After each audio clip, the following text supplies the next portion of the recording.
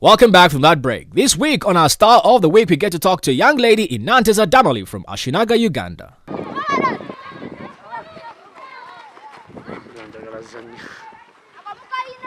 Nanteza Damalie, who lost her dad at a very tender age, is a resident of Nansana municipality where she lives with her mother. Her mother has played a huge part in her life since her dad passed on. The 8-year-old records that because of football, her life is much better than it was 6 years ago. Now you think, why did you make a mistake?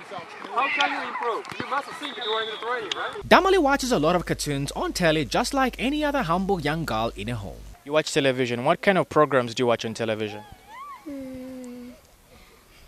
News, cartoons, and music. How many are you in the family? 4. You're 4 kids. So you're the firstborn or secondborn? Last. You're the last born. Tell me, when you're home, besides watching television, what else do you do in your free time?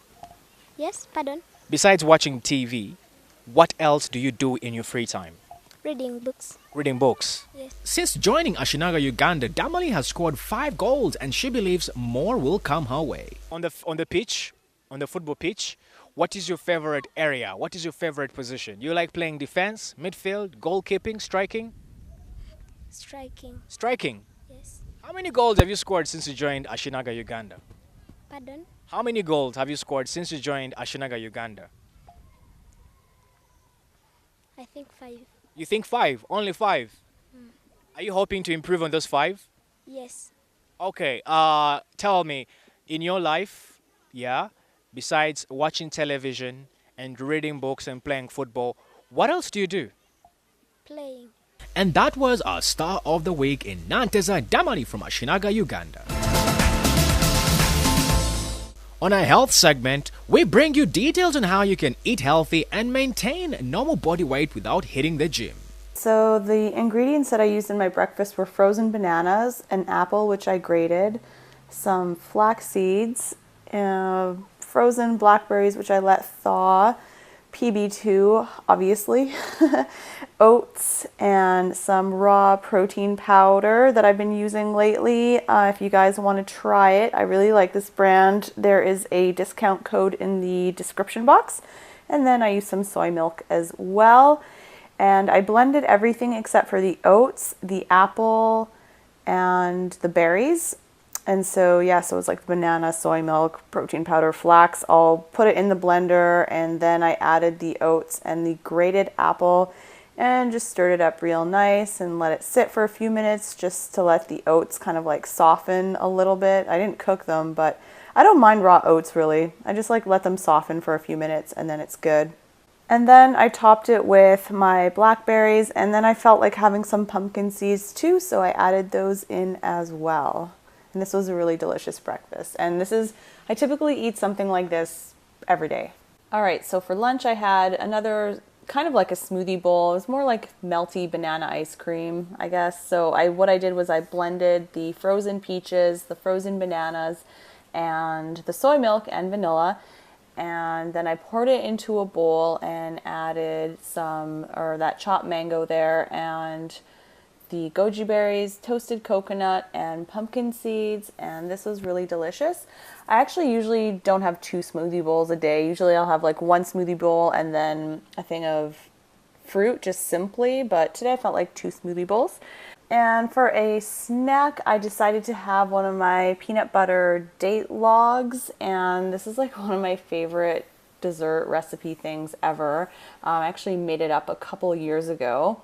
I should probably make a recipe video out of it because you guys would seriously love it. So what it is it's a date which I pitted, and then inside there is a tamari almond. So I stuffed the dates with the tamari almonds, and then I wrapped the dates with this like peanut butter cookie dough. It's basically made out of peanut butter, oats, and maple syrup, and then I dipped it in chocolate and topped it with some more tamari almonds. So give me a thumbs up if you want to see a recipe video for this recipe. For dinner, I had this super healthy burrito bowl with wild rice, which I'm obsessed with, sprouted cooked chickpeas, some steamed spinach, some grated carrot, salsa, and a sour cream sauce, which I made by blending the meat of a young coconut with a little bit of water and the juice of a lemon, and it totally tastes like sour cream. It's awesome. I also added half an avocado to that, and this was delicious. I came back for seconds, but I actually just had more of the chickpeas and the rice with a little bit of soy sauce on top. It's just so good. I'm obsessed with this wild rice. It's actually a seed. It's not even really a rice, but it's super nutritious. Okay, so then for dessert, I had some leftover durian ice cream, and it's like, yeah, what the heck, leftover durian ice cream? How does that even happen? I added a little bit of PB2 on top, and then I chopped up one of these macaroons, coco-roons, and added that on top as well, and it was super delicious, and I wanted more, but there was no more durian ice cream, sadly.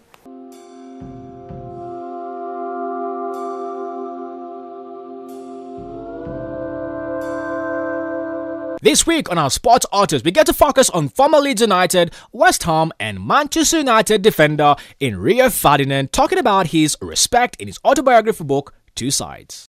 Hi, I'm Rio Ferdinand and this is my autobiography, #2Sides. He started by saying, I played on the asset for fun, but those guys, if they saw me on the streets, if they had something to say, they would say he's a good footballer. That's all I wanted people to say about me. Back in the days, 2 blocks off my building on the estate, there was a little green pasture. It was crappy, but it was fantastic during the games. I'm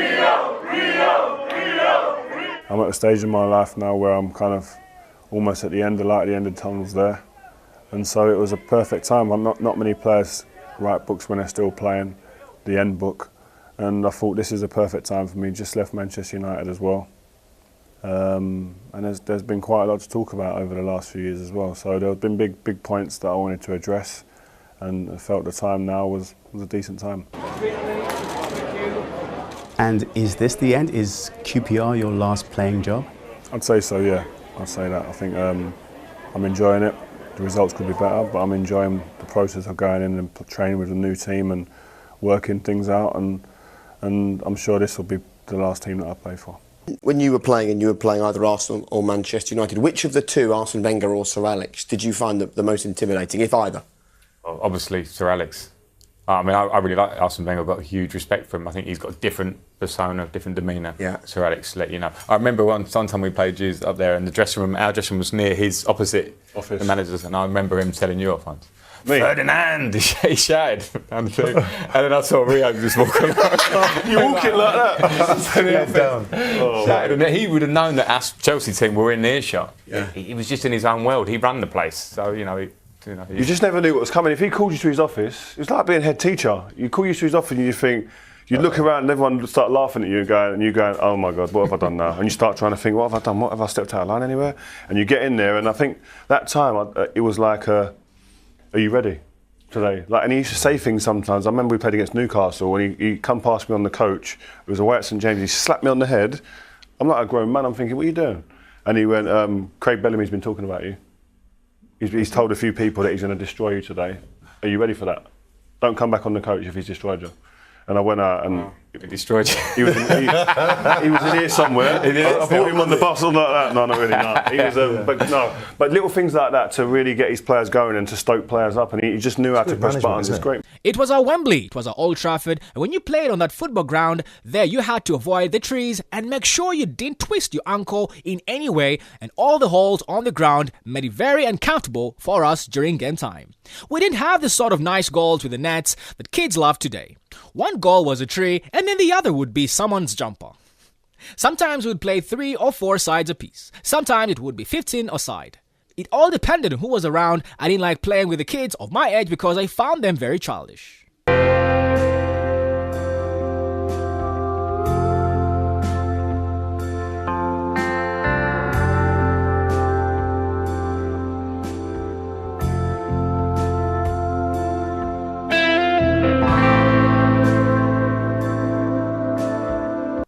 They were from some places called Sierra Leone and Nigeria, and they were too tough and very aggressive and terrific footballers at the time. My mom didn't want me to go. She thought they would have gotten into trouble if something kicked off. Would either have to stand and thought through during the games. Mom eventually came around, but for the first time, she accepted that I would be a good footballer and defending as well.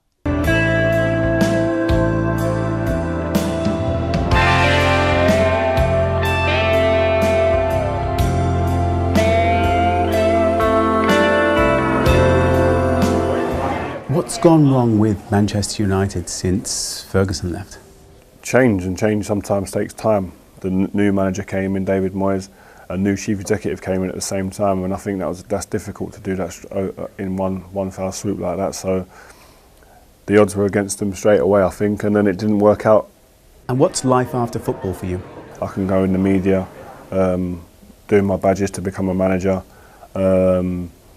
jobs with different companies, my foundation and Number 5, my magazine and clothing. So I've got different areas to go into now, and I'm pleased with that. I'm not sitting here fearful of retirement. And that was our sports artist for this week.